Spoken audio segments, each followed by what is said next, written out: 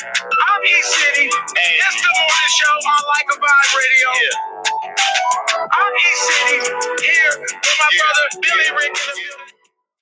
The morning show on Like a Vibe Radio presents the Blacks in Business series. We're talking Black health, Black wealth, Black culture, and Black business. Here today is a native of North Carolina. He's an entrepreneur. He's a community leader. He's the owner of Lifestyles Barber Academy. No need to check his files. It's the rugged genius himself, Lamont Styles. Welcome to the show, Lamont. Peace and blessings, Lamont. How you doing today, brother? Peace and blessings, Ev. How you, man? Thank you for having me on. I'm great. So I want to welcome you to the show. Let's get into the thing. Let's get into it. So first thing I want to talk to you about is your journey on becoming a barber and how you got into the barber business. I was in the Air Force. I got, separated from the Air Force, and I just was looking for something to get into, and I didn't know what I wanted to get into, so I just tried barbering, and I went to barber school, and 25 years later, here I am. Right. And so for me, I always thought that you had to know how to draw to become a barber. So all of my friends, well, a lot of them, I'm not going to say all of them, a lot of them that were barbers, my first barber, Dion, one of my best friends, and one of my other best friends, Terry Cadlett. Shout out to Dion Echols and Terry Cadlett, my first barbers. They used to cut our hair before we went to the party in high school, in grade school. And both of them were really good drawers, right? So I thought that maybe you might have to have a little bit of skills in the art world to be a barber. But yeah, so basically, bro, to be honest with you, I thought the same thing. You see what I'm saying? And like I said, it was just something that I was interested in as a kid. You see the barbers always, they got the nice clothes, they got the nice cars and things of that nature. And so I was interested in it. I'll be honest with you, bro. I don't know why I went into barber school, but I just went in there, and she did my financial aid, did in there, and I was like, what do I need to do? She said, show up. And so I didn't think that from a standpoint, I didn't know what it was going to be. You know what I'm saying? And then I got into it, and I was like, oh, man, this is just straight lines and curved lines, and you don't necessarily have to know how to draw. And then it just elevated from there. You know what I'm saying? Okay, so I believe that when I first saw you, you had the style of a barber. I've been around a lot of barbers my whole life. Shout out to Solo Doe. Shout out to Earl's Cutting Styles. Shout out to all my friends that worked at Presley's, John Elder. Shout out to Norm, Coop. We've had amazing amount of barbers in the Seattle area, but I know you came from the Tacoma area. So tell me about the early days in Stillicum, the Hilltop. So I started off in Tillicum. We were making $7 a haircut. And when I say $7 a haircut, bro, I'm talking about they give you a 5 and 2 1s, and that was it. And so out there, it's a lot of like, what do you call it? Like, it's military. You know what I'm saying? So it's a lot of fast cutting, and they're not really tripping off the detail and stuff like that. And I'm gonna be honest with you, Ev. Early on, I'm just gonna tell you a story real quick. The lady that I worked for, she would order out of like this book. She would order like clippers and stuff out of the book. So what I did was I looked on the back of the book, and I saw it was a 1-800 number. So I ordered my own book. And then from there, started selling like wave caps and brushes and stuff like that. And she couldn't figure out, she was like, how are you getting this stuff? And I was like, oh, I got my own book now. You know what I'm saying? So she was like, oh, okay, this dude. And so like early on, it was, it's a hustle, bro. Like we coming from a hustle mentality. I'm catching the bus from Federal Way to Tillicum, but while I'm on the bus, I'm passing out my business card. You know what I'm saying? I get to the shop, a dude comes in, he asked for me. I'm like, how you know I was here? He was like, oh, I saw you on the bus. So I cut him up. He looked at it. He said, man, I don't like this cut, but your boy over there can cut, so I'm gonna go to him next time. So I was like, hey, I ain't tripping, you know what I'm saying? I got you here. I was just ecstatic, like my marketing worked, you know what I'm saying? So I was like, I know I can get him in. And so that, with knowing I can get my customer, and then knowing that I could also sell products and stuff like that. That's what it was in the beginning. It was just trying to master my craft, mastering the hustle, but I still had this it wasn't organized. Like I didn't have good I'm partying, wake Right. up 10, 11 o'clock, go to work at 12, 1 o'clock. And then it just dawned on me like, bro, like you could make a lot more money if you just treated this like a job. And so I just Yeah. started doing that, bro. And from there, I went from here to the hill, from there to the hilltop for a little bit. That was more community. And that really showed me what Washington was really about. Because when I first got here, you know what I'm saying, it was military, but I hadn't really seen no black people like that except for the military. And then when I came up north, I remember when I first hit Rainier, I was like, oh, this is where all the black people are at. You know what I'm saying? And so I got out to after the hilltop, it showed me the community. Like, it got a bad rap, but there was a lot of shout out to my guy H, Hassani, E up, you know what I'm saying? Raspy Voice E, Just, like all these guys, like it was like a community presence. And all you hear about, like when I was in the military, was the hilltop is gang members and all of this and that, and it just was like, nah. But there's also, the gang members also have brothers and cousins that are business owners and running for office and all of that. And it just opened my eyes to, they demonize our neighborhoods, but we got it all in our, everybody's not out there gang banging and whatnot. So Right. it just introduced me to it. And then I came to Federal Way, and then Federal Way, they were charging double what they was charging in Tacoma, but the haircuts you had to be on point. Shout out to my guys, Mike and Ed, standing on top of whatever the case. They was the pioneers out here back then. And bro, I ain't gonna lie, my first Saturday out here, I made 300, like in 2002. And I'm like, man, my pockets is on swole. I'm like, woo, I'm loving this. You know what I'm saying? So, Yeah. so mind you, let me go back to Tillicum real quick. In Tillicum, bro, like my whole mindset was, my rent was like $560. My car was paid for, and I was making $2,000 a month, $500 a week. You know what I'm saying? $100 a day. And so it just was like, dang, like I'm chilling. You know what I'm saying? Have my own apartment, 2-bedroom, my whips paid Right. for. You know what I'm saying? So I got like an extra 1,000, 1,500. You know what I'm saying? Like Yeah. in the pocket. So I'm like, bro. And then on the top of that, I'm selling my. Yeah. So It was lovely. You know what I'm saying? And so, when I came to Federal Way, I was full blown entrepreneurship. You know what I'm saying? It right.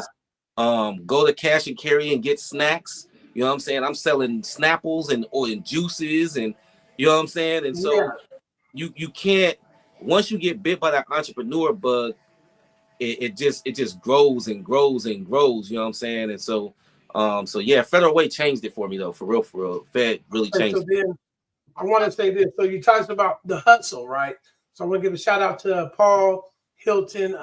So he was another barber that was in the circle of barbers, and I noticed some about Paul and a few other people. They had that discipline. So I Yep. noticed that my barber friends didn't really have to hit that corner because we know what time it was in the '90s, right? We know that the powers that be dumped a lot of drugs on the community, and it was a lot of gentrification going on and stuff like that. But I noticed my friends, my barber friends that had discipline, really could make a lot of money, right? They really didn't have to sell, they didn't really have to hit the corner like that. And so let's get into let's talk about those that poured into you. You talked about your hustle, so you talked about Hilltop, you talked about Stillicum. Let's move into standing on top. Let's move into the J. Ken Low era. Tell me how you progressed around those areas. Yeah, man. So again, Ev, you know how it is, like and we talk about this all the time, like when you have thorough OGs.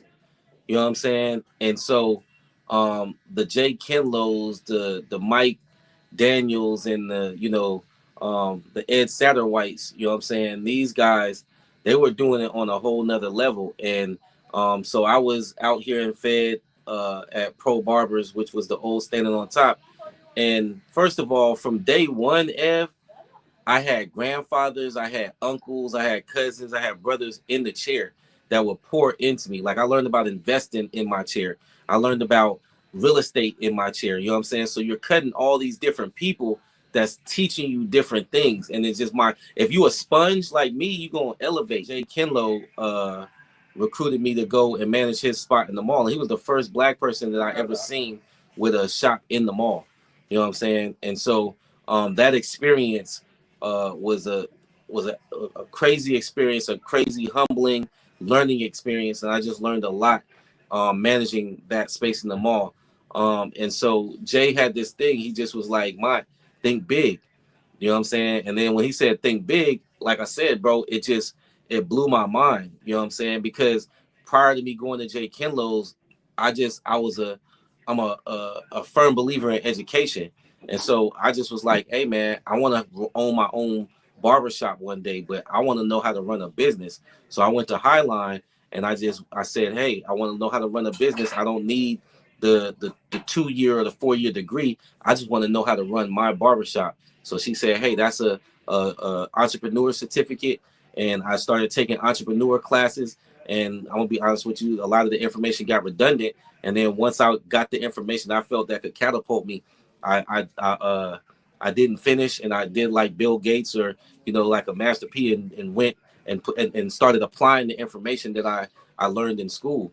And so I coupled that with what Jay told me, and so it started going from there, bro. And so like Mike, Ed, Jay Kenlow, like these guys, they really helped me to, and I would be remiss if I didn't talk about the Korean ladies that I work with as well, because I remember Shorty, that was the first barbershop I worked at in Tillicum. She was like, Demont, always own the building.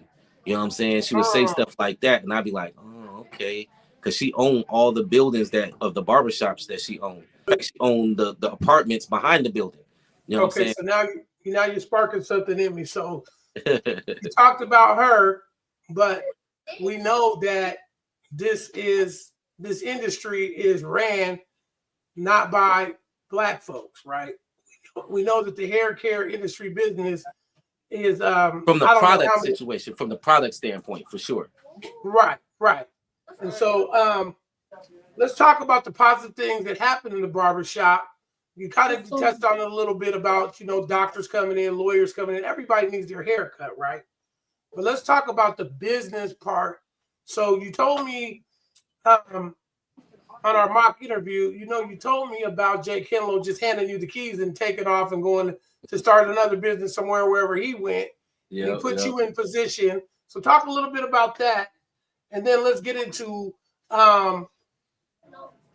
what we want to see Black barbers and what the Lifestyle Barber Academy is doing for youth business owners, and your vision on that, about the products, about things we've talked about in the past. Yeah. So Jay is a good he's a good judge of talent. You know what I'm saying? And he just saw who was making noise and who was moving solid in the industry, as far as in was looking for a mentor. You know what I'm saying? Because like rest in peace to my good friend Jason Fredericks. You know what I'm saying? He managed the one in Tacoma, and I managed the one out here. And what Jay did was, and I don't know if he even knew it, he just would put me in position like, hey, I want you to run this shop. I'm gonna move to Texas. But I didn't know this is like on Friday, you know what I'm saying? Like we might have talked about it, and then on Friday he give me the keys to the shop. He like, yeah, and then Monday he moved to Texas. I'm like, hold on, who am I supposed to call if I need this or if I need that? You know what I'm saying? So I would call Jay Fred. I didn't know how to close the shop. You know what I'm saying? Like I ain't know how to close it down or nothing. Like I'm like, hey, how long can I stay in here? How early can I come in? Like I didn't know nothing. Right. And so he didn't know that he put me in position to learn. Like there's, like it would have been hard for me to learn this type of lesson. Appreciate you. To learn this type of lesson, without, because later on I probably lost a good 50,000, you know what I'm saying? Probably 40 buying this spot called Happy Cuts, and then I probably lost another 15, 20 in our first shop, you know what I'm saying? So but it was a lesson, you know what I'm saying? If you didn't know, like I didn't know how to open up a shop. I didn't know nothing, you know what I'm saying? So everything was trial and error. I didn't have anybody that I could just really call and be like, how do I do this? How do I do that? You know what I'm saying? And so Jay gave me a chance to manage the shop, but then when I went and got my shop, it was the type of situation where it was like it was an expensive lesson, bro, like for real. But Jay, he just put me in a position to like just learn and run a business and make the mistakes without it being my business. And I still went out, and when I got my business, I still went out and made mistakes. Right. And so one of the things that I say now that I'm a seasoned person and, lived a little bit is, you don't lose, you learn, right? That's a fact. You know what I'm saying? So those learning lessons, you build on them and you grow. They're stepping stones. And I want to tell you this. I know you're running your shop. Run your shop. We're live. Run your shop. Talk to the kids, and do what you got to do. Because this is a Black in Business series and you're running a business. And so, you know what I'm saying? That's not going to bother anything we're doing here. So I want to talk about the economic side of the barbering. We've had this conversation a few times. Just tell me what it's like for a new barber to come in and, how much can they look to make and, kind of, set the bar and, give me some background on that. Absolutely. So if and like you said, for our Black people, one person that you should research if you don't know anything about, I would say, is Madam CJ Walker. And Madam CJ Walker made, if not scores, hundreds of millionaires through her hair care product, her salons, and she also had a school. And so our model, after I had watched and researched her, Jean Juarez was another model that I saw where they were opening up. They had schools, and then they also opened up shops to go with it. And so just on the surface level, a beginning barber, if you just charge $20 a haircut and you cut 10 heads a day, 5 days a week, that is $1,000 a week, right? That's $200 a day times 5. That's $1,000 a week. So minimum, you're making $4,000 if you go to the right school and they're teaching you the right things. Like that's what Lifestyles does, is we're preparing you to go out here and do this the right way and get the money. But at the same time, if you were to charge $50 for those same 10 people, you're making $10,000 a month, which is $120,000 a year. If you do the math, 10 heads a day, 5 days a week, that's 50 heads a week. I'm sorry. If those people come every 2 weeks, you just need 100 heads and you're making 6 figures. You see what I'm saying? And that's simple math, right? Don't offer hair washes. Don't offer, scalp treatments and facials and stuff like that. Now you done took that possibly $20 to $50 haircut to, $50 or even $100 if you were charging $50 for the haircut. You see what I'm saying? So, but what happened was, before COVID, most people was charging $20, $25 in West Seattle. They have been charging $25 in West Seattle for since the mid 2000s. You know what I'm saying? For sure. And so the closer you get to Seattle, the more you can charge. But I would say the average haircut right now is going for $40. You know what I'm saying? Right. So at that rate, you're making $8,000 a month. Our school is $6,000. Actually, it's $9,000, but we have a special going for right now for $6,000. So if I show you how to make $4,000 a month minimum, you're paying that $6,000 back in a month and a half. Where do you do that at? You know what I'm saying? There's 4 million people between Bellevue and Tacoma. 4 million. There's 100,000 just in Federal Way. You see what I'm saying? So you trying to tell me I can't get 100 to 120 clients? You can do that. It's affordable. What I found out, early on in this business, it is impossible for me to cut every head, and I can eat uncontrollably. Right. So there's enough business for everybody. And so I want to give a shout out to a young man that passed away. I want to give a shout out to Avery Wilcox.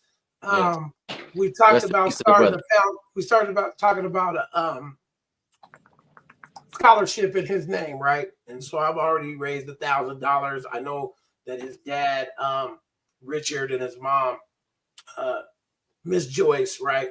They were gonna back us on this, and I know that they want to invest something too. So we're gonna open that up to the community soon. And I know that you want to do a scholarship as well. Yeah.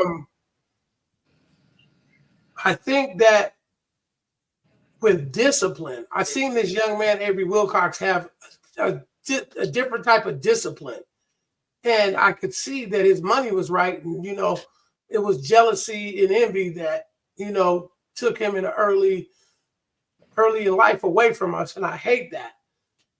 I don't want to talk about the negative. I really just want to talk about this young man's drive. So I used to have to be to work at 6 a.m. I could call this young man and be like, hey, can I get in? He'd be like, yeah, I'm in the gym at 5. I'm working out. Just swing by at 5:30 and I'll cut you up. You know what I'm saying? And he was running Barbershop 9000. Shout out to Glenn and his wife. Rest in peace, Glenn, Glenn and Candy. And so they kind of did him like Kenlo did you. They gave him the keys to the shop. But I noticed that his friends wouldn't come to work until 10, 11 o'clock in the afternoon. By that time, this young man had already made $300-400, right? Or he made his 200 of the day already, right? And so he was staying, for hours. So he was making a lot of money. So I know that if you get up and you got discipline in the barber world, you can make a great living, and you don't have to do no side hustle. You can, right? Now, F, what happened was it I'm gonna be honest with you, it make you not want to because it takes away from it. You know what I'm saying? So like, take for instance, when I first started out, I was selling bootleg DVDs and CDs and blow up phones and all that stuff. And what happened was, it was like, bro, like, you talk about something where you could go to jail, or something that you could legitimately make some serious money. And every time I try to go out and try to do, like, let's say, go get a part-time job, and they want to pay me $11 an hour, $12 an hour, and I'm like, man, that's one lineup at the barbershop. So let me just pass my card out more and let more people know about me. And that's my whole career. That's how I got my raise. You know what I'm saying? My whole career. If I wanted a raise, I just passed out more flyers. You know what I'm saying? If I wanted to, or up the price, or, you know what I'm saying, like, got faster with the cutting so I could cut more people in an hour. You know what I'm saying? So that was how I got that's how I got my raise. You know what I'm saying? So just imagine something, Ev, where it really just depends on you to how much you really want to make. You know what I'm saying? There's people that, like, I would watch Kim, like, I seen her make $1,000 day, do $1,000 days back then. You know what I'm saying? It's like early 2000s. You see what I'm saying? And so I'm just saying, like, and like, when you talk about discipline, she was disciplined. So I'm watching people come into this game more disciplined than we were. And I feel like I was pretty disciplined coming from a military background, but there was more people that was more on their money. Their credit was right. Like, I shout out to my man Alex, man. This young dude, he was 24 years old. He had a brand new house, brand new Audi, brand new Beamer. You know what I'm saying? And I'm not even gonna hold you. When he said how much he was making, I was like, damn, bro, I'm making that much. Why my stuff ain't looking like that? Well, because he had A1 credit. When you have A1 credit, $4,000 a month, make it look like $10,000 a month. And when you have bad credit, $4,000 a month, make it look like $1,000 a month.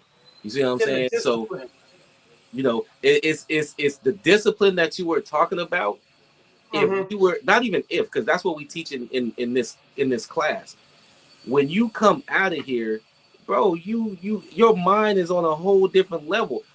Can I be honest, bro? I didn't been sitting around, like, early on, like, drunk from the club. You know what I'm saying? Right. Dude come knocking on my window. I'm like, hold up, and then come back and then be like, I'll be with you in a minute. Bro, these cats is not on that. They coming out and they laced up all the way to the top and they handling their business. You see what I'm saying? And so that's what we want to teach because there was nobody that was showing us that early on. Early on, it's like, man, you smoke something in the back, and then we got a client. Oh, hold on, put that out. You know what I'm saying? And that's what we was looking at. You know what I'm saying? And so, like I said, when I met Mike and Ed and Jay Kinlows, they brought my mind to like what this business could be.